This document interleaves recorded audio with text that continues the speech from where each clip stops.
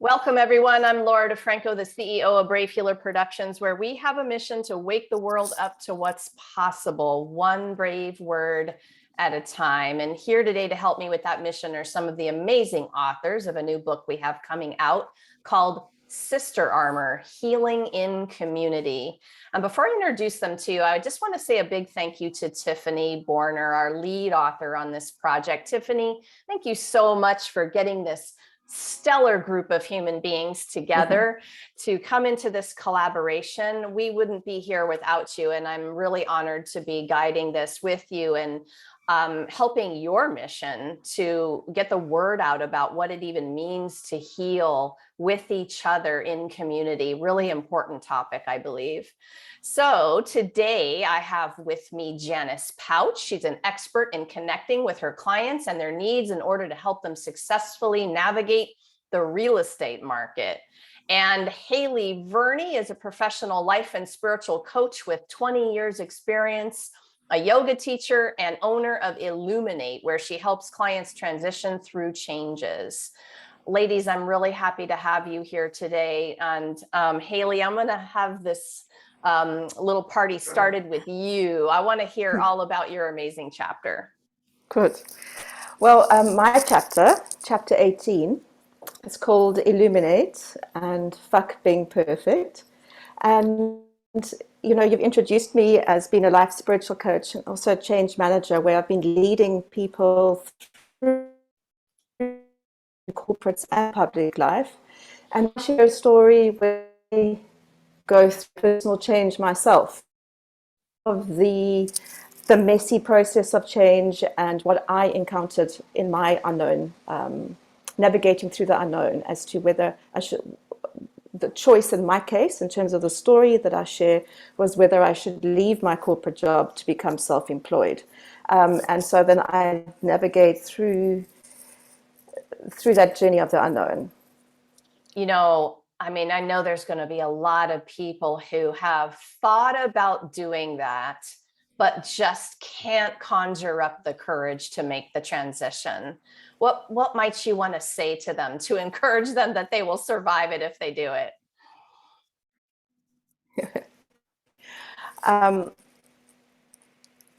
I would encourage them to have a resource support, a life coach or a buddy, accountability partner, if they really feel very strongly about the change, or is to get support, because it is a messy process. It's an emotional process. There's lots of emotions, but also it also requires one to let go of old limiting beliefs. So it's a complex process. If you're really, really, really keen and have a desire to create that change, then definitely get support. I couldn't agree enough. And it's sometimes you can't sit alone in your own head about all of the what ifs without getting really, really stuck. Absolutely. That's a big And deal that's with that. Was it hard for you to make the transition? Did it take a long time? Was it quick? Tell us more about that process for you. It was very hard, and it wasn't quick. And I've made the transition many times, back and forth, just to show you that there's so many different layers. And apart from just thinking about me and how I was going to transition, it was also taking into account the people that support me, like my family, how my choices going to affect my family, and also in terms of the community that I'm in. So it was like many different layers. Yeah, I think that's part of the reason that people get stuck in the complexity and all of the effects. What's the word I'm looking for? You know, it's going to affect other people, other situations, and then we just talk ourselves into not making the change, maybe because of that, or our fear of what might happen, the consequences. That's what the word I was looking for. Yeah. And also, I just want to add something that I didn't actually include in my story, but what's just come into me now is also is appearing to be selfish, to making a change for you. that sits well with you. And then, as you said, when it impacts other people, and you still stick with it, and it puts other people under stress, it is uncomfortable. Yeah. Yeah, for sure. Thank you, Haley. Hmm. So, Janice, tell us about your amazing chapter. So my chapter is chapter 17, which is next level being, becoming aware that I wasn't aware. And it basically talks about my journey from, just not even really understanding self-care, and how, it's sort of a divine experience to go through the process of becoming self-aware and then caring for oneself.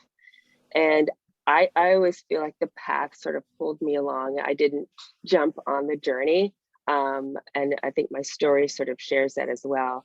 I come from a family of immigrants where, when we came to this country, it was very, very goal oriented. Self-care just was not a thing. But succeeding very much was, at any cost. And I think that when you come from a family like that, there are a lot of good can come from that. But I think what I found was, in order to truly succeed, I had to take care of myself, and that success isn't a destination, but it's a journey.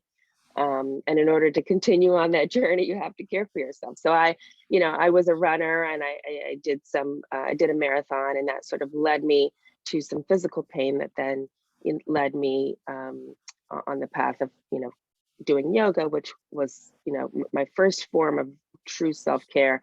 And through the yoga, I became more mentally aware. So there's two spaces, exactly.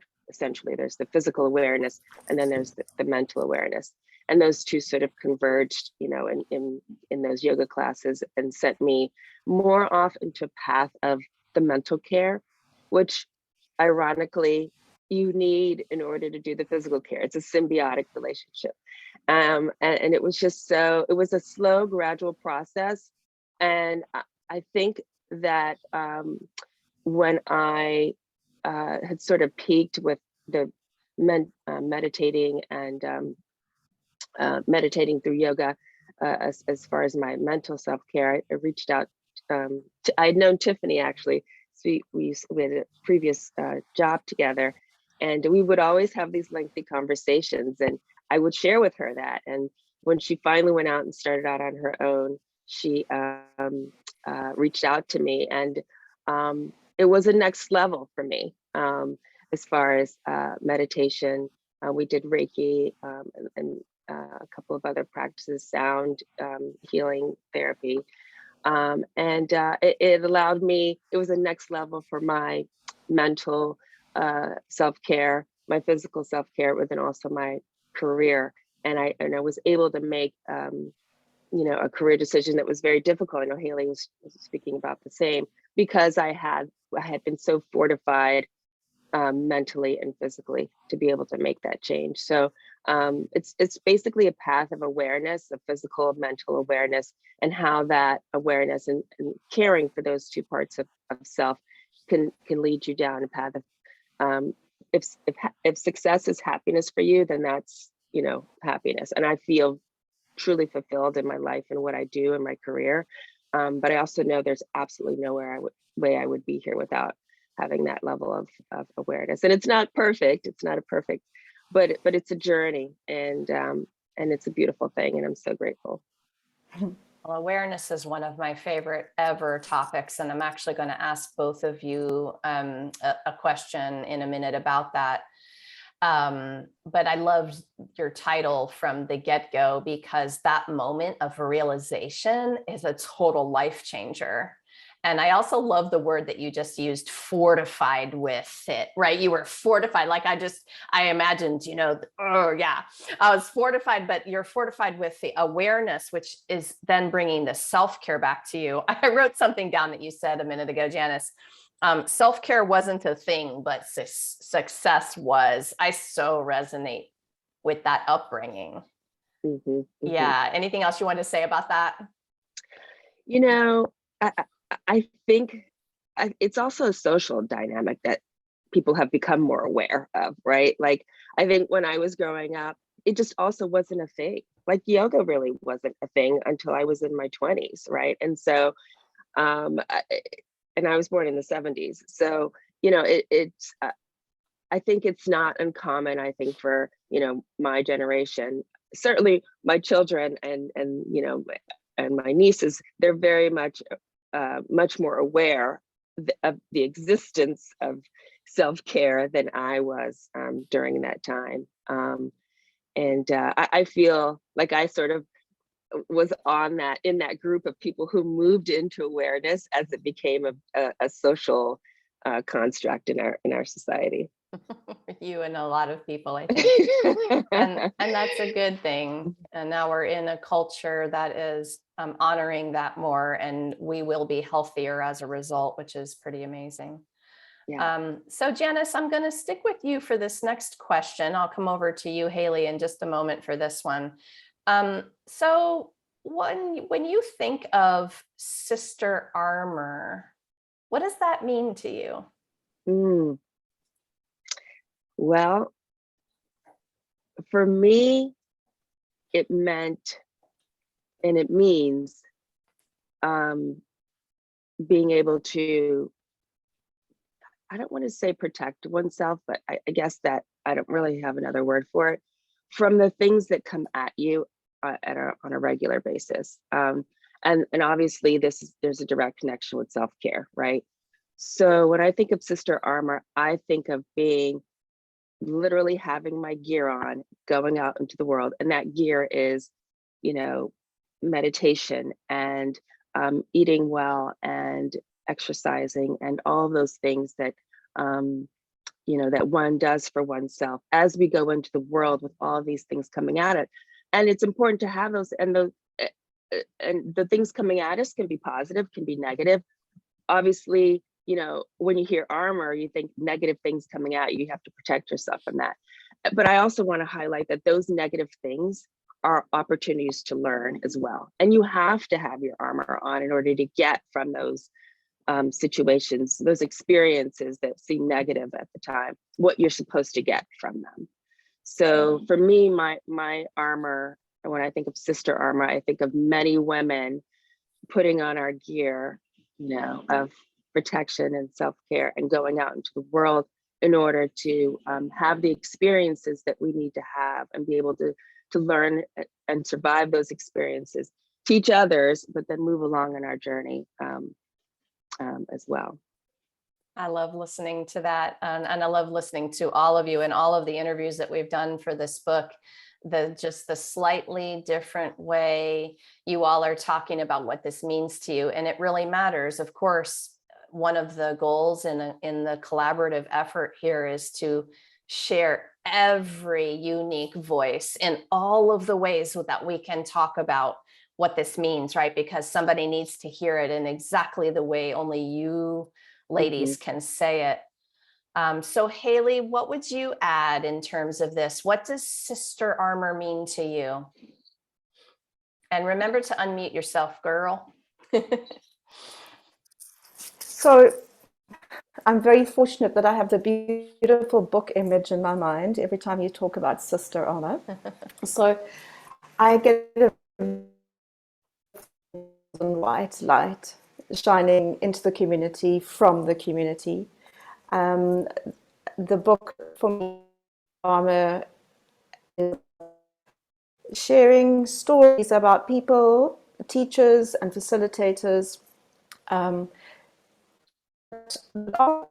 do practice healing, do practice coaching and other modalities, but how they also operate in community and how that healing spreads in community and how beautiful that is. And whomever reads our stories, they may also be touched by those stories, but also may they also share, be encouraged to share, so that in as we rise into the divine feminine, who can heal others. Haley, you broke up just a little bit in between your answer there. So I want to make sure people are really hearing the key points of that. And I love what you said about the light that you were seeing in the beginning. You just hit on how I feel about Sister Armored, you know, as a book title and as a visual. But for me, community has been the difference between success and failure. It's been a big deal for me to be in community with like-minded, heart-centered healers who are changing the world. It's really been, you know, big potatoes. Anything else you want to say about that community?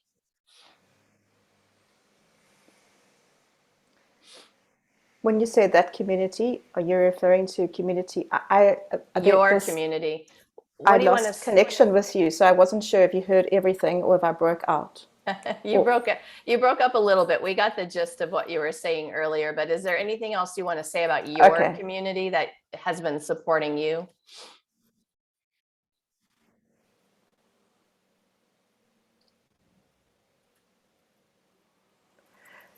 The community that has been supporting me, it's been absolutely awesome and amazing, and I really speak from my heart because this is one of those things that you just really feel down here because it was the first, it's some of the people that I'm working with I have never even met, but you can feel their love, you can feel their essence, and I really do feel that I've found a tribe of beautiful sisters in this book and the other book that I've written. And so it means so much more to me now, the understanding of community, now that I've had the experience than what I had before. And it would be wonderful for all the readers just to pause after reading the book or the stories and to think, what is their role in community and how can they also contribute further to the community? Yeah. Okay. Thank you for that. Janice, did you want to add anything to this, just this idea of the community for you personally? Yeah, I mean, I think again, when I think of Sister Armor, I always think of a group of women collectively, you know, putting on our armor and going out into the world. And we're moms, we're daughters, we're sisters, and we take things on and we never say no, and we just keep moving forward. And I think what it allowed me to see was that to see those women that I had imagined, right, with our armor on in various ways going out into the world. And so the community of Sister Armor just put some faces with the with the idea in my head, and some names and some stories, you know, with the idea in my head of women, you know, sort of collectively moving through the world together. Yeah, it's a nice visual, isn't it? Mm-hmm. Okay, so I want to get back to this question about awareness. And Haley, I'm going to ask you this one first. For me, the feeling is healing, and feeling is an awareness practice. And there's so many ways you all connect to that bigger source and come in and feel what you need to feel. I think that part of what we're doing in these books, when we share our stories and we share our different ways that we do it, is we give people an idea of how else they can do this. What does that practice look like? There are people that maybe have tried 100 things and they're losing a little bit of hope, right? But I think we are here to say, well, there's always another thing to try. There's always going to be some hope in there. So Haley, tell us what your awareness practice looks like in your day to day. Maybe one way you connect. One way. I know there are probably 100 ways that you all do this, and share one of them for now. Yeah. So I'll talk about my inner, my awareness is, can you hear me? Yes. Okay. My awareness comes through my breathing and meditation practice. So in sitting in stillness, I am able to pick up and do a body scan of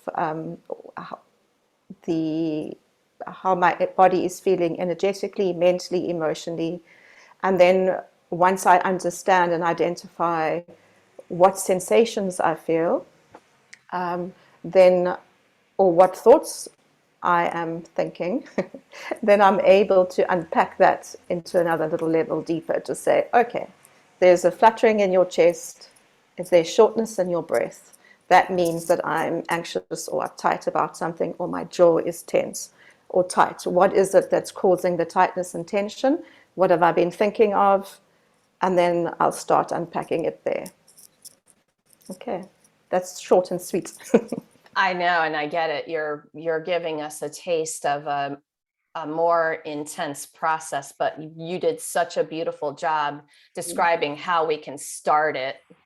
And actually what Janice was talking about earlier in terms of being aware of the body, being aware of the mind, right? You have to have a little bit of both of those things in your awareness to start the process. I love that, Haley. Thank you. Okay, Janice. So for you, what's one of the ways that that awareness process looks like on your day to day? Well, it is a practice. So, I do throughout the day practice breathing, calming myself through breathing and meditation. And it's not always closing my eyes, and sometimes it's just sitting still. But I would say one of the most important parts of that practice is at night, doing an evening meditation before I go to bed.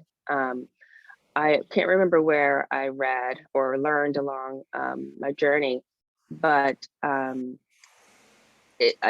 learned that what you go to sleep with is what you wake up with. So I try not to go to sleep stewing about things or with a lot of things. I try to go to sleep with a positive thought in my head, because then that is what you wake up with the next day, a positive thought. If you go to bed anxious, you wake up anxious. If you go to bed with a negative thought, you may wake up with that same thought or some level of some feeling around that negative thought. So my most important practice is before I go to bed, to have, to meditate and to put a positive thought in my mind about the day or about an expectation or an intention for the next day. I love it. Could you hear me okay? Yes, definitely. There's this thing called the miracle morning, which I practice, but I also think people need the miracle evening. And you just talked about one of the pieces. It's so important, right? So gratitude at night before I fall asleep, like just, vibing a little higher as I drift off. So I love that one, Janice. Thank you. And one for me, you guys, is journaling. So I connect. Yeah, meditation for me is a journaling. It's writing is a channel for me. So that's one of my ways. Another big one for me to connect on a daily basis, if I'm lucky daily, is just a walk in the woods, a nature connection. And I think all of us are talking about ways that we can shift into a higher vibration. And when you do that, you will connect with something bigger than you. And that practice on a day-to-day basis is a life changer, which is what I love about hearing about all your ideas today. And there are so many. There's like 100 we haven't talked about today yet, right? There's 100 other ways to connect. Okay, so I want to ask both of you one last question today. Janice, I'm going to start with you for this one. We authors really empower our readers through sharing these authentic and vulnerable stories. We, as healers and authors and experts, we don't like to say that we fix people, because we don't fix people, but we empower them to connect to their own inner wisdom. And what I was hoping for today, Janice, is, speaking to our viewers today, our listeners, what's one thing you want them to know to help them feel empowered today?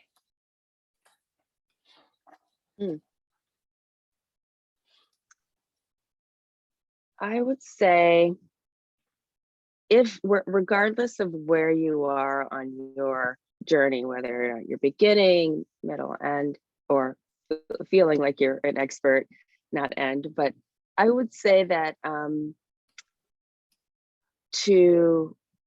there are times where you feel like it's not working, right? You feel like out of sorts. You feel down, or whatever it is that you're doing for your practice is not working. But you're maybe not sure like what the next step is, and you maybe you feel like what you're doing right now isn't working. You don't have the next step. But I would say to not to stop, because there's a reason why you're going through that struggle, that when you do find the next level of, whether it's meditating or whatever form of self-care that you do, there's a lesson there, and there's always a little bit of a struggle before the next level up, and sometimes it's a feeling of angst or anxiety or frustration or what, but you have to have that in order to get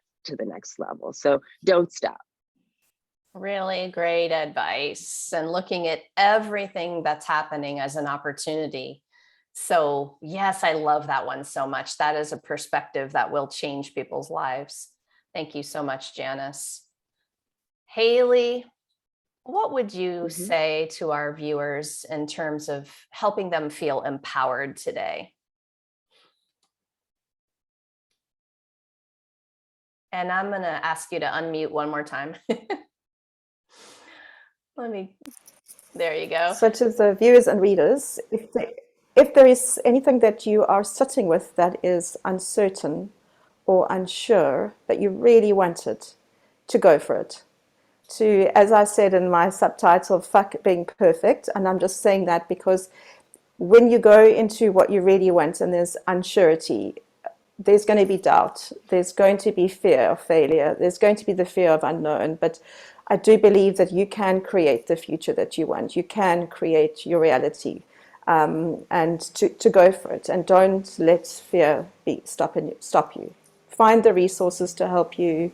Read books, go on your personal mastery, personal development journey, and keep your sisters close. Nice one. Okay. Ladies, thank you so much for what you do in the world and for being here today to share it with everybody. Thank you both. Thank you. It's a pleasure. So to our viewers, remember to join us for our live stream book launch party, June 20th. I'm going to have all of the Sister Armor authors with me, and we're going to be doing some fun giveaways that day. You're going to find that on the Brave Healer Productions Facebook page, and I've got you linked up down below in the show notes with that. And you can connect with our authors down there too, because I have them linked up with their websites. All of our authors are doing some amazing things in the world. And if one of these powerful women said to you today is resonating and you want to find out more about them, you can drop down and explore. Uh-oh, we lost Haley. And if you happen to be listening after June 20th, everybody, please hop over to Amazon, because that means that this beautiful book is ready for your purchase. And maybe you're a wellness practitioner listening in who's ready to share your brave words in one of our upcoming best-selling book collaborations. I would love to chat with you. Find out more at bravehealer.com. And lastly, today, for everybody, remember, your words change the world when you're brave enough to share them. So it is time to be brave. See you next time, everyone. Thank you, Janice. Thank you to Haley, too. Thank you. All right.